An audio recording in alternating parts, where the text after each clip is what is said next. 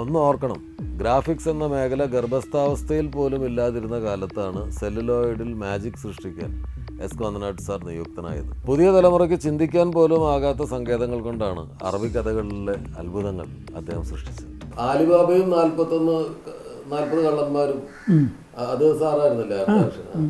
അതില് ഈ റംസാനിലെ ചന്ദ്രികയോ എന്നുള്ള പാട്ടില് അതാണ് ഈ തേരിൽ വരുന്നത്, അരയന്നത്തിൻ്റെ ഇതിൽ ജയഭാരതി പറഞ്ഞു വരുന്നത്, ലാൻഡ് ചെയ്യുന്നത്. റിസ്ക്കാണ്, ഇപ്പോഴൊന്നും ആ ധൈര്യമില്ല. ഇതില്ലേ പിയാനോൻ്റെ കോഡില്ലേ, സ്ട്രിങ്, അത് വാങ്ങാൻ കിട്ടും പോരെ. അതൊറ്റ ലെങ്ത്തിലുള്ള വാങ്ങിയിട്ട് മുറിച്ചിട്ടാണല്ലോ ഇതിൽ കെട്ടുന്നത്.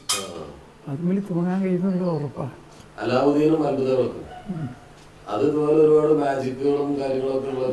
അത് കംപ്ലീറ്റ് സെറ്റാണ്. ഒക്കെ ഉണ്ടാക്കി, ഗുഹേൻ്റെ എൻട്രി ഉണ്ടാക്കിയത് കടക്കണ്ട അങ്ങോട്ട്, പിന്നെ അവിടുന്ന് വരണ്ടേ, അത് വേറെ. പടയോട്ടത്തിൽ ഒരു ഷിപ്പില്ലേ, ഷിപ്പ് ഉണ്ടാക്കിയല്ലോ, ഫ്ലോട്ടിങ് പാലസ്. അത് കയറിട്ട് കെട്ടിരിച്ചിരിക്കാൻ ഞാൻ എനിക്കറിയാം, കയറി കഴിച്ചാൽ അതെന്താ സ്ഥിതി എനിക്കറിയാം. മലമ്പുഴ. അത് കോഴിക്കോട്. വേറൊരു പഴയ കാലത്തെ ഷിപ്പ് വാടക എടുത്തിട്ട് ഞാൻ നമ്മളെ ഗ്രൂപ്പിലേക്ക് ആക്കി പലതും ചെയ്തിട്ട്. പടയോട്ടത്തില് എനിക്ക് ഇപ്പോഴും ഭയങ്കര കൗതുകം തോന്നിയിട്ടുള്ളൊരു കാര്യം, ആ ചെസ് ബോർഡ്, ഒരു ഹ്യൂജ് ഒരു ചെസ് ബോർഡ്, അതിലുള്ള സോങ് ഉണ്ട്, ആന കാലാള്. കൊശവരെ കൊണ്ടുണ്ടായിട്ടാ, കൊശവന്മാരില്ല, കാലും ചട്ടിയും കാലും ഉണ്ടാക്കണം. അവിടെ ഇരിക്കുക, അവിടെ നിന്ന് ഉണ്ടാക്കുക, നമ്മൾ വരച്ചു കൊടുക്കുക, അങ്ങോട്ടൊക്കെ ഇങ്ങനെയാക്കി. ശ്രീകൃഷ്ണപരന്ത്, വിൻസെന്റ് മാഷിന്റെ ശ്രീകൃഷ്ണപരന്ത് സാറായിരുന്നല്ലോ, അതിലെന്തൊക്കെ സെറ്റുകളായിരുന്നു? ഒരുമാതിരിയൊക്കെ സെറ്റാണ്. ഒരു വീടുണ്ട്. അതില് സ്പെഷ്യൽ എഫക്ട്സിന് വേണ്ടി എന്തെങ്കിലും ചെയ്ത് ഓർമ്മയുണ്ടോ? പരുന്ത് പറന്ന് വരുന്നുണ്ട്,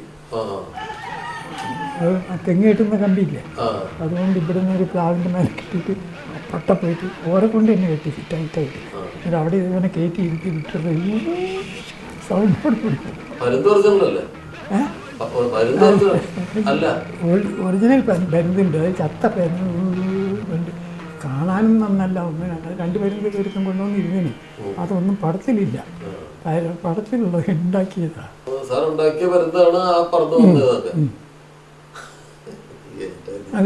അത് മാമാങ്കം എന്ന് പറയുന്നത് നല്ല സബ്ജക്റ്റാണ്. അതിന് പോയി കണ്ടത് ആലുവയിലുള്ളൊരു ടെമ്പിളുണ്ട്, എന്താ സ്റ്റെപ്പിലൊക്കെ കുറച്ച് വ്യത്യാസം, ധൂമൊക്കെ വെച്ചു പുരാണത്തിൻ്റെ. എന്നിട്ട് അത് പിന്നെ മാർക്കസ് പാർട്ടിലെ ക്യാമറ, അത് കത്തിക്കണം, ആ സാധനം തീപിടിക്കുന്നുണ്ട് എല്ലാം കഴിഞ്ഞതിന് ശേഷം. അപ്പോൾ അത് ഉണ്ടാക്കി അത് കത്തിക്കുന്ന സീനാണ്. അപ്പം ബാക്കി അത് ശരിക്കും ഞാൻ പറഞ്ഞു, അവിടെ എടുത്തത് മുഴുവനും ഫ്രണ്ട് വ്യൂ മാത്രമേ എടുത്തിട്ടുള്ളൂ. ഇവിടെയും ഫ്രണ്ട് വ്യൂ വെക്കണം, കുറച്ച് അടിക്കും, അത്ര നേരത്തെ ഒന്ന് 45 ഡിഗ്രിയിലേക്ക് ചരിച്ച് വെച്ചാലും ഒന്നടിക്കും. ഞാൻ തീ പിടിക്കുന്ന അങ്ങനെ ആയിക്കോട്ടെ.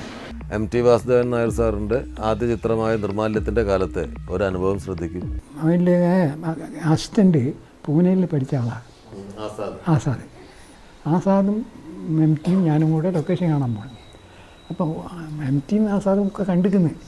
പിന്നെ ഒരു ദിവസം എനിക്ക് വേണ്ടിയിട്ട് പിന്നെ രണ്ടാമത് സമയത്ത് ഇതൊരു അമ്പലമാണ്, ഈ അമ്പലം ആണ് ആക്ട് വേണ്ടത്, ഇതാണ് പൂജയുമില്ല, അതുമില്ല, പൈസ ഇല്ലാത്ത ദരിദ്രം പിടിച്ച അമ്പലം അതിതാണ്.